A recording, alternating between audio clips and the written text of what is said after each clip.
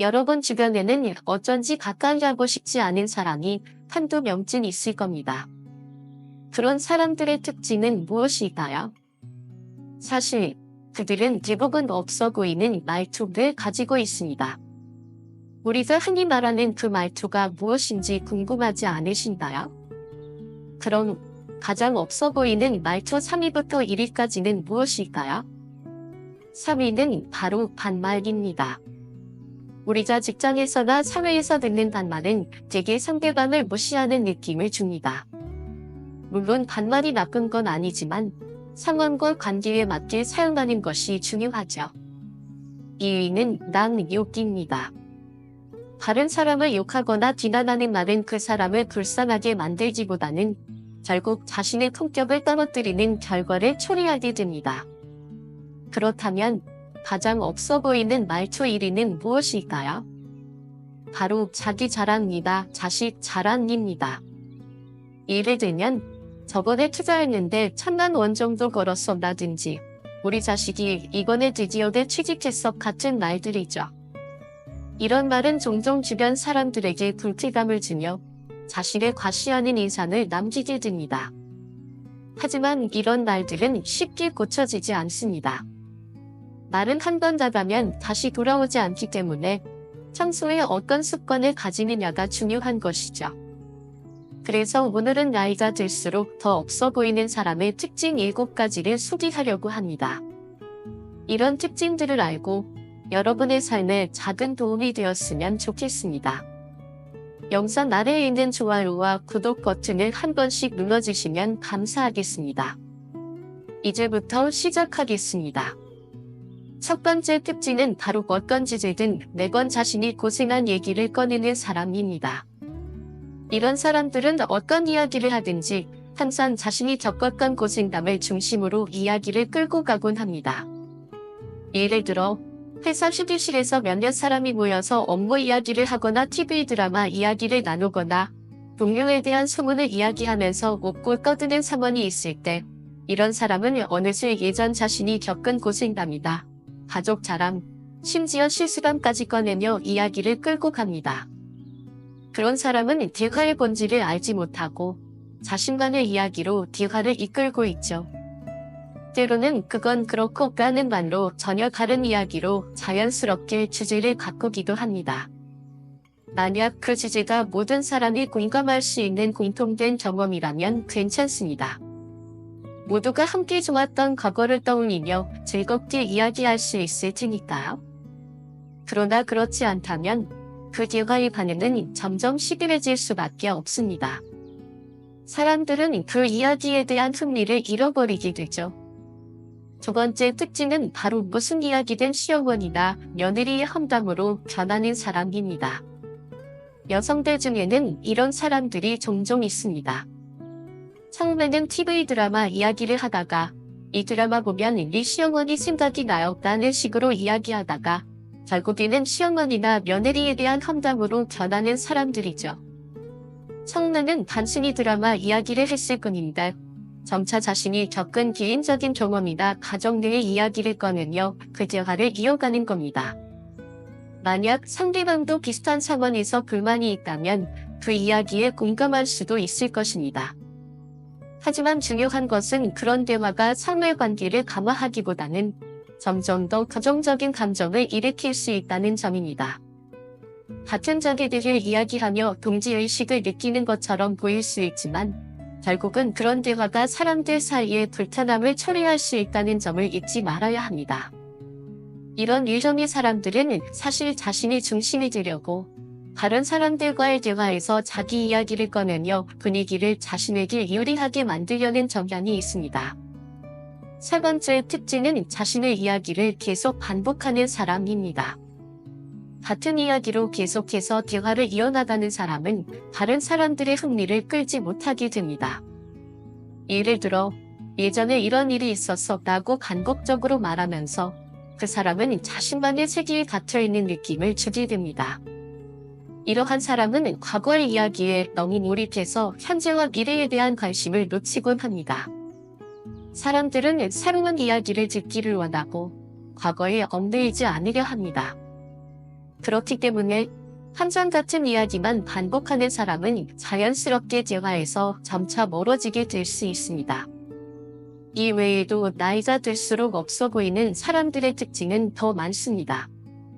중요한 점은 다른 사람들의 이야기를 경청하고 자신의 말투와 행동을 돌아보며 상대방을 존중하는 태도를 가지는 것입니다. 그래야만 우리는 더 품격 있는 대화와 삶을 살아갈 수 있을 것입니다. 누구와 친해지고 싶다면 그 사람을 미워하는 사람을 알아내고 공통의 적을 험담하는 방법이 효과적일 수 있습니다. 그렇지 않으면 다른 사람의 험담을 듣고 싶지 않게 되죠. 하지만 험담을 계속하는 것은 어리석은 행동일 수밖에 없습니다. 그런 사람이 늘 같은 이야기로 화제를 돌리면 그 이야기는 이미 들었어요 하고 한마디 하면 됩니다. 그렇게 해도 대화가 끝나지 않으면 좀 더 분명하게 그런 이야기는 더 이상 듣고 싶지 않다고 말해주는 것이 필요합니다. 늘 같은 이야기만 반복하는 것은 상대방에 대한 예의가 아니기 때문입니다. 이렇게 말하면 그 사람이 자신의 문제를 깨닫게 할 수 있을 것입니다. 농담처럼 돌려서 말해도 어느 정도 효과는 있을 수 있습니다. 만약 그래도 효과가 없다면 그 사람이 이야기를 시작할 때 모두 사글로 자리를 떠나거나 말을 막아 화제를 다른 쪽으로 돌리는 방법도 있습니다. 두 번째 특징은 자기 말이 차별하는 말투인 것을 모르는 사람들입니다. 이런 사람들은 차별할 생각은 없지만 그렇긴 해도 하고 덧붙이는 말을 자주 하며 그것이 차별이라는 사실을 깨닫지 못합니다. 심지어 있을 법한 말도 가장해서 이야기하거나 아무도 듣고 있지 않을 때 갑자기 소리를 낮춰 말하기도 합니다. 의리 없이 소리를 낮추는 것은 말하는 바다 비밀이거나 말하는 대사니들이 떳떳하지 못할 때 취하는 행동입니다. 또 이런 사람들은 차별할 의도는 없다고 주장하지만 저 사람들은 우리와 다르다고 말하기도 합니다. 때로는 그들도 우리와 똑같은 인간이라며 강조하지만 은연중에 차별적인 태도를 보이기도 합니다. 예전에 한 신문에서 놀라운 글을 읽은 적이 있습니다. 동남아시아 출신 노동자가 증가하고 있던 시기에 그 글쓴이는 중소기업 사장이었습니다. 그는 나는 동남아시아에서 온 노동자들을 열심히 받아들이고 국내 노동자와 똑같이 사람으로 대해준다고 했습니다. 그 증거로 그들에게 한국식 이름을 붙여준다고 말했습니다. 그는 그것이 차별이 아니라고 주장했지만 사실 그것은 차별의 전형적인 형태입니다. 동남아시아 사람들은 각자 자기 이름을 가지고 있고 그들에게 한국식 이름을 붙여주는 것은 자신이 그들을 한국인처럼 지냈다고 착각하는 것이죠. 그 사실을 깨닫지 못하는 것은 여전히 차별적인 사고방식을 가지고 있다는 증거입니다. 차별은 편협한 사고를 의미하고 다양한 가치관을 인정하지 못하는 것입니다. 세 번째 특징은 바로 자기 자랑만 늘어놓는 사람입니다. 나는 학력이 높다. 아이가 공부를 잘한다. 남편이 고위직이다 같은 식의 자기 자랑을 상대방 한 명에게만 말하는 것이 아니라 많은 사람들이 있는 곳에서 그지 들으라고 큰 소리로 말하기도 합니다. 또는 주의에 들릴 만큼 크게 휴대전화로 통화하며 자연스럽게 자기 자랑을 늘어놓기도 합니다. 이런 사람들은 부끄러울 수 있는 이야기마저도 자기 자랑으로 바꿔버리죠. 예를 들어 우리 아이는 선생님이 소질이 있다고 하는데도 공부를 전혀 안 해요. 얼마 전에 본 시험에서 우리 애가 성적이 잘 나와서 선생님한테 칭찬을 받았는데도 더 노력하려고 하질 않아요. 욕심이 없다니까 이런 식으로 말하면서 자랑을 하기도 합니다. 또 다른 예로는 우리 집은 마당이 넓어서 청소하는 것도 큰 일이야. 오늘도 정원사 불렀잖아. 그 집은 얼마나 좋겠어. 마당이 없어서 이런 식으로 자신도 모르게 상대방의 상황을 무시하고 자랑을 늘어놓습니다. 이런 무신경함은 또 다른 특징이죠. 특히 이런 일정리 사람들은 누군가 자랑 비슷한 말을 하면 더욱 자기 자랑을 크게 하려고 합니다. 남의 자랑을 듣는 것이 유쾌한 일이 아니라는 걸 감정적으로는 알면서도 본인은 계속 자랑을 멈추지 않죠. 아마 이런 사람들은 자존심이 굉장히 강한 사람일 가능성이 큽니다. 주위에서 자신의 약점이나 단점이 드러나면 자존심이 무너질까봐 자랑으로 자존심을 지키려는 것이죠. 때로는 마음속으로 자신의 학벌이나 집안을 의지하며 살아가기도 합니다. 결국 열등감에서 비롯된 자기 자랑이기도 하죠. 자랑할 만한 지위나 집안을 가진 사람이 자기를 자랑하는 걸 보면 그것이 바로 열등감의 반증입니다. 네 번째 특징은 남의 칭찬을 절대 듣지 않는 사람입니다. 자존심이 강한 사람들이 빠지기 쉬운 허세입니다. 이런 유성의 사람은 누군가 다른 사람을 칭찬하면 얼굴색이 금방 변하면서 칭찬받은 사람을 깔보거나 무시합니다. 칭찬을 한 사람이 그 사람을 상대한다고 생각하면 그 정도는 누구나 할 수 있다거나 그 정도로 일일이 칭찬할 건 아니다라고 말하죠. 그렇지 않으면 불쾌한 태도를 취합니다. 때로는 갑자기 자신과 전혀 관계없는 오래된 성공 이야기를 꺼내기도 합니다. 결국 그런 사람은 내가 그 입장이라면 그 정도는 할 수 있다 라고 말하고 싶은 마음에서 그런 이야기들을 꺼내는 것입니다. 자신이 더 능력이 있다는 걸 사람들이 알아주길 바라기 때문에 다른 사람의 일을 깎아내리기도 하죠. 특히 자신과 가까운 사람의 일에 대해서는 일부러 칭찬하지 않거나 억지로 칭찬하는 모습을 보이기도 합니다. 그 억지스러움은 금방 티가 나죠. 이런 사람들은 자신의 능력을 과대평가합니다. 어떤 일을 위로받으면 그 정도는 간단히 할 수 있다며 간단히 받아들이죠. 자신감 넘치는 모습에 주변 사람들은 신뢰하고 일을 맡기지만 결국 제대로 된 결과물이 나오지 않게 됩니다. 시간이 지나도 일이 끝나지 않거나 해놓은 일이 수준에 미치지 못하는 경우가 많습니다. 물론 그들이 실력이 부족하기 때문에 당연한 결과겠죠. 그런데 이런 사람에게 일이 수준 이하라고 지적하면 이번 일은 나한테 안 맞는 거였다. 아버지가 아프셔서 시골집에 다녀오느라 시간이 부족했다며 변명을 합니다. 그럴듯하게 들리는 변명들을 늘어놓지만 이런 일이 반복되면 서로 곤란해집니다. 결국 그들이 말하고 싶은 것은 이번 실수는 아주 드문 일이었고 실력이 부족해서가 아니라는 것입니다. 그리고 좀 더 제대로 된 일을 맡았다면 의욕이 생겼을 텐데 라며 허세를 부리기도 합니다. 그러면서 누군가는 실력이 없어서 이런 일밖에 못하는 거야 라는 식으로 말하죠. 만약 주변 사람들이 자신이 진짜 능력을 알고 제대로 노력하길 바란다고 말하면 그 사람은 토라져서 일을 내팽개칠 수도 있습니다.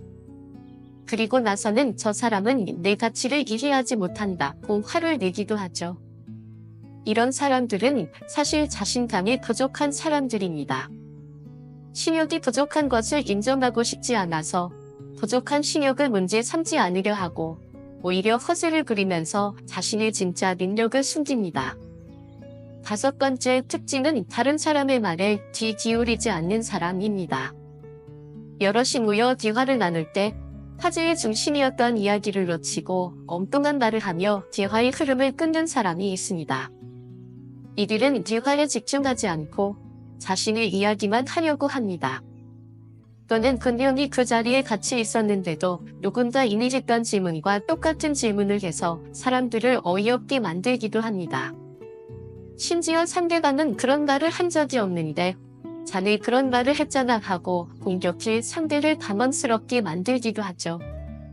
이런 일종에는 세 가지가 있습니다. 첫 번째는 타인에게 몰래 관심이 없어서 사람의 이야기를 들을 마음이 없는 사람입니다.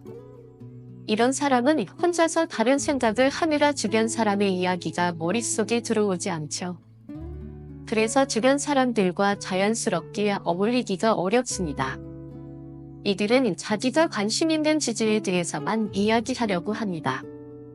예를 들어 상대가 어떤 일에 대해 질문을 하면 한두 마디 정도는 관련된 대답을 하지만 곧 이야기 주제가 바뀌어 전혀 다른 이야기를 하게 되죠. 결국 자신의 관심사로 이야기를 끌고 가는 것입니다. 이런 사람은 독선적인 해석을 내리기도 쉽습니다. 조직 내에서 이런 사람은 흔하지 않죠. 사회에 적응하는데 서툴러서 집단 생활을 잘 하지 못하기 때문입니다. 두 번째는 선입견을 갖고 있는 사람입니다. 어떤 사람이나 사건에 대해 특별한 이유 없이 이미 가지고 있는 생각대로 믿어버리는 사람입니다. 상대가 무슨 말을 해도 그 말이 귀에 들어오지 않죠. 심지어 상대의 별것 아닌 이야기도 오리하거나 완전히 다른 반론을 타게 됩니다.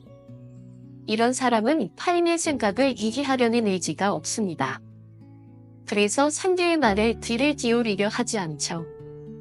내 자신이 옳다고 믿고 있어서 누군가 무슨 말을 하면 그것을 자신을 비판하는 것으로 받아들이기도 합니다. 그래서 종종 논쟁적인 태도를 보이며 발언하는 사람의 말을 걸고 넘어가기도 합니다. 세 번째는 근본적으로 이해력이 결여되어 있는 사람입니다. 이 사람은 타인의 말이나 문장을 제대로 이해하지 못합니다. 무엇이가 문장에서 가장 중요한 말인지 파악하지 못하죠. 그래서 핵심을 벗어난 반론을 펴고 동의를 구하려 합니다. 특히 이런 사람은 대화 중에 자신의 의견과 대립되는 부분에만 신경을 쓰기 때문에 대화의 전후 맥락을 파악하지 못하는 경향이 있습니다. 가령 상대가 테러에도 정당한 면이 있다고 말하는 사람이 있을 때 그 말을 듣고 그것은 잘못이다고 반박했다고 하더라도 그 사람은 그 말 중 테러에도 정당한 면이 있다는 부분만 머릿속에 담아두고 그 전론을 완전히 무시합니다. 또 이런 유전의 사람은 상대의 말 중 비본질적인 부분을 집착합니다. 예를 들어 한 사람이 테러는 좋지 않다. 그것 때문에 비행기 수화물 검사가 까다로워졌다. 이대로는 세계가 인간 의심증에 걸릴 것이다 라고 말하면 그 사람은 그러면 수화물 검사를 해서는 안 된다고 주장하는 거냐 며 화를 내거나 수화물 검사에 반대하는 주장만 하게 됩니다. 이 경우 주제와 전혀 상관없는 의견을 제시하는 것입니다. 타인의 의견을 이해하지 못하는 것이 가장 어리석은 일입니다. 타인을 이해한 후에야 비로소 자기 의견이 성립되며 타인을 이해함으로써 커뮤니케이션이 이루어집니다. 여섯 번째 특징은 투덜거리기만 해서 무엇을 말하려는지 알 수 없는 사람입니다. 이런 사람은 말을 길게 하는 경향이 있습니다. 듣다 보면 근본적으로 이해가 되지만 다 듣고 나면 그 사람이 말하고자 한 바가 무엇인지 이해하기 어렵습니다. 이런 사람은 직장에서 흔히 볼 수 있는데 대화를 할 때도 구체적으로 말하지 않아서 상대가 대화 내용을 파악하기 어렵게 만듭니다. 예를 들어 나는 자네 생각이 반대한다 라고 말할 때 분명히 말하지 않고 빙빙 돌려서 이야기한다는 것입니다. 그런 후 자네 내 생각이 반대인가?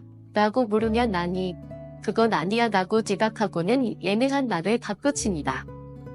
물론 직설적으로 말하는 것이 무리라고 여겨지는 사회 분위기에서는 이런 애들로 말하는 방식을 통해 이 사람은 반대 의견을 갖고 있구나 라고 눈치껏 이해해야 할 필요가 있습니다. 그렇지 못했다면 그것을 이해하지 못한 사람의 능력이 부족하다고 여겨질 수 있습니다. 그러나 듣는 사람이 예스나 노를 분명히 말하지 않으면 문제가 발생합니다. 이 사람들의 첫 번째 특징은 변명이 많다는 점입니다. 상대를 배려한다는 명목하에 분명히 말하지 않고 기분 나쁠지도 모르지만 우리도 여러 가지 생각을 해봤는데 하고 서론을 길게 늘어놓는 경향이 있습니다. 단도직입적으로 말하지 않기 때문에 매번 말할 때마다 논점에서 벗어나고 더욱 이해할 수 없는 이야기가 됩니다. 두 번째 특징은 구체적인 예로 이야기를 시작해 그의 질질 끌려가는 것입니다. 결국 이런 사람은 알 수 없는 결론을 내린다는 점이 있습니다. 예를 들어 어제 이런 일이 있었다. 그래서 나는 이렇게 생각한다고 말하려 했을 겁니다. 그러나 이런 일이 있었다고 이야기하는 중에 점점 핵심에서 벗어나 군더더기가 많아지고 본론과 관계없는 등장인물이 나와 그 사람을 설명하다 보니 말하는 본인도 무엇을 말하려 했는지 알 수 없게 됩니다. 결국 원래 말하려던 것과 전혀 다른 방향으로 결론이 나기도 합니다. 일곱 번째 특징은 감정을 통제하지 못해 감정 기복이 심한 사람입니다.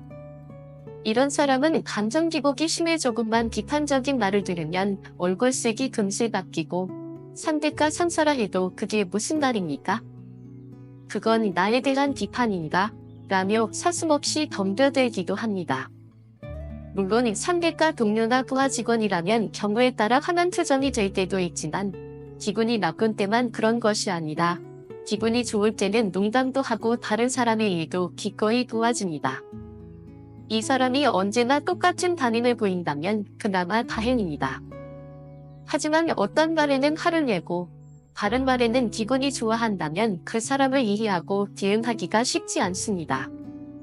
문제는 그날의 기분에 따라 반응이 달라진다는 점입니다. 같은 말을 상대가 해도 어떤 때는 화를 내고 어떤 때는 웃습니다. 지난번에 이렇게 말했더니 좋아하는 것 같던데 이번에도 괜찮겠지? 라고 말하면 갑자기 안색이 바뀌면서 화를 내기 시작하고 반대로 화를 낼 줄 알고 주눅 들어 있으면 웃으며 가다 넘깁니다. 이런 식으로 반응이 잦아지면 주변 사람들은 어떻게 대응해야 할지 알 수 없습니다. 이런 사람은 말을 하면서 점점 감정이 격해지는 경향이 있습니다. 물론 술자리에서 한잔하다 보면 감정 기복이 생기는 사람도 있지만 감정 기복이 심한 사람은 술자리가 아니어도 감정을 통제하지 못합니다.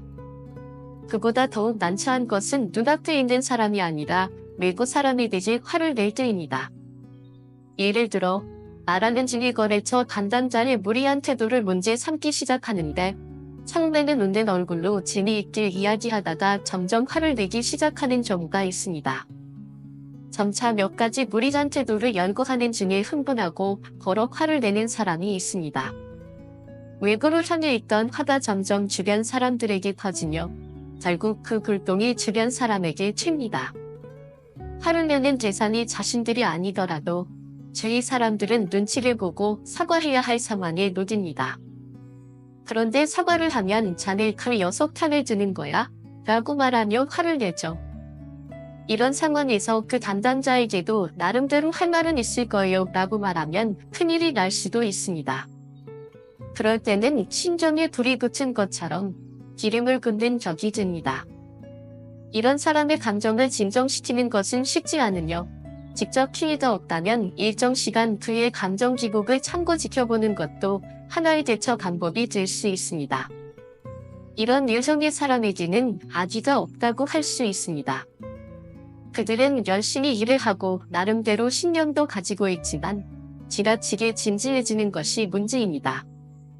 지나치게 감정적이 되어 주변 사람에게 불이익을 줄 경우에는 감정이 가라앉은 후 조용히 파이르거나 조치를 취하는 것이 필요합니다. 마지막으로 상대가 관심 없는 말을 늘어놓는 유형입니다. 앞에서 말한 자기 이야기만 하는 사람과 마찬가지로 관심 없는 이야기만 늘어놓는 사람과도 가까이 하고 싶지 않습니다. 관심 없는 이야기만 계속하면 대부분은 통을 눌러 참을 수밖에 없습니다. 또는 기계적으로 고개를 끄덕이기만 하며 이야기가 끝나기를 기다릴 뿐입니다. 만약 그 사람이 거리낌 없이 말할 수 있는 사이라면 재미없으니까 다른 이야기를 하자고 말할 수도 있지만 그 정도의 사이가 아니라면 그냥 듣기만 할 수밖에 없습니다. 이런 유형의 사람은 자신이 감동받은 영화나 소설의 줄거리를 처음부터 끝까지 말하고 싶어 합니다. 중간중간 웃어가며 세세한 부분까지 설명하지만 요즘에는 이런 설명이 반갑지 않은 경우가 많습니다. 왜냐하면 아직 영화를 보거나 소설을 읽지 않은 사람에게는 흥미를 떨어뜨리는 스포일러가 될 수 있기 때문입니다. 게다가 그 사람의 설명을 듣는다고 해서 줄거리를 완전히 이해할 수 있는 것도 아니죠. 내용이 파악되지 않으면 듣는 사람은 흥미를 잃고 지루함을 느끼게 됩니다. 줄거리를 파악했다고 해도 자신이 직접 보지 않은 이상 감동이 덜한 것은 당연합니다. 그럼에도 불구하고 이런 사람은 그 사실을 눈치채지 못합니다. 더 짜증나는 것은 이미 알고 있는 내용을 잠언하게 늘어놓는 것입니다. 그거라면 이미 알고 있어요 라고 말할 수 있는 사이면 괜찮지만 그렇지 않으면 참을 수밖에 없습니다. 때로는 감동한 척 고개를 끄덕이기도 해야 합니다. 영화 이야기만이 아닙니다. 이런 유형의 사람은 자신이 관심 있는 것만 이야기하기 때문에 데이트를 할 때도 상대방이 관심도 없고 얘기할 수도 없는 회사 상황이나 업무에 관한 이야기를 자주 합니다. 상대는 자신이 모르는 세계의 이야기를 들려주기 때문에 다소 신선할 수 있지만 만날 때마다 그런 상황이라면 이야기가 지루해지기 시작합니다. 게다가 과장도 섞여 결단력이 없다, 리더십이 없다, 보자는 사람 좋은데 깐깐하다 같은 식으로 늘 똑같은 이야기를 반복하죠. 상대방 입장에서는 전혀 모르는 사람들의 이야기를 듣게 되는데 이런 사람은 자신만의 세계에 빠져있기 때문에 상대가 따분히 하거나 제대로 듣지 않는 반응에 전혀 신경을 쓰지 않습니다. 이야기를 듣는 상대가 넌더리를 내고 있다는 것도 알아차리지 못할 정도로 눈치가 없고 둔한 스타일입니다. 사랑을 잘 보는 안목이 있는 여성이라면 이런 남자에게 미련 없이 등을 돌리게 될 것입니다. 이런 유성의 사람은 거의 모든 대화에서 자신이 처음 발견한 것처럼 이야기합니다. 다른 사람은 이미 알고 있거나 당연하게 여기는 것인데도 신문에 나왔던 사건이나 자신이 체험한 내용을 마치 자신이 발견한 사실인 양열변을 토합니다. 예를 들어 이런 사람이 다른 부서에서 일하다가 처음으로 영업부 일을 담당하게 되었다고 합시다. 그런데 주위에는 이미 그 분야에서 수십 년 동안 일해온 베테랑들이 있는데도 자신이 나서서 영업에서의 주요 사안을 말하곤 합니다. 그가 말하는 주요 사안은 아마추어 수준에 불과하고 그 분야의 인연이 깊은 사람들에게는 유치하게 들릴 수밖에 없습니다. 곁에 두고 싶은 짧은 생각으로 말하면 가볍고 쉬워 보이는 것이 과연 있을까요? 저는 어렸을 때 그렇게 생각했었습니다. 말은 그저 허무일 뿐이라고요. 그런데 나이가 들수록 말을 예쁘게 하는 어른으로 남고 싶다는 생각이 커졌습니다. 그렇게 가볍고 쉬워 보이는 말조차도 함부로 하는 사람은 행동 또한 가벼워질 가능성이 높아질 거라는 생각이 들었기 때문입니다. 말투는 나를 표현하는 중요한 부분입니다. 어떤 말 습관을 가지고 있는지가 우리의 인간관계를 바꾸고 우리의 선택을 바꾸며 결국 우리의 운명을 바꾸게 되죠. 이번 책을 읽으면서 저 또한 좋은 말 습관을 갖기 위해 더 많은 노력을 기울여야 한다는 생각을 가졌습니다. 여러분에게도 이번 시간이 예쁜 말 습관을 위한 기회가 되었기를 바랍니다. 오늘도 함께해 주셔서 감사합니다. 책, 사람이 따르는 말, 사람이 떠나는 말을 읽고